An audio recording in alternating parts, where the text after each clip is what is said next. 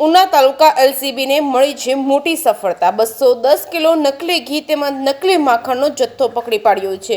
ગીર સોમનાથ જિલ્લાના ઉના તાલુકામાં આવેલા ગોપાલ કરિયાણા નામની દુકાનમાં Gir Somnath local crime branch દ્વારા રેડ કરતા 210 કિલો નકલી ઘી તેમજ નકલી માખણનો મોટા પાયે જથ્થો પકડી પાડવામાં આવ્યો છે, જેમાં 132 કિલો માખણ અને 78 કિલો ઘી મળી આવ્યું છે। પોલીસ દ્વારા આ મામલે તાત્કાલિક ફૂડ એન્ડ ડ્રગ્સ વિભાગને જાણ કરવામાં આવી છે। ફૂડ વિભાગની ટીમ તાત્કાલિક ઘટનાસ્થળે પહોંચી ઘી તેમજ માખણના સેમ્પલ લઈ ઘી માખણને સીઝ કરવામાં આવ્યું છે, જેમાં એક ચોંકાવનારી વિગત સામે આવી છે। દુકાન માલિક મિલન મનસુખ ગોરખિયાનું ફૂડ એન્ડ ડ્રગ્સ વિભાગનું લાયસન્સ 9 મહિના પહેલા સમાપ્ત થઈ ગયું છે। જિલ્લા ક્રાઇમ બ્રાન્ચની આ મોટી કાર્યવાહીથી ઉનામાં ભેળસેળ કરતા અનેક વેપારીઓમાં ફફડાટ ફેલાયો છે।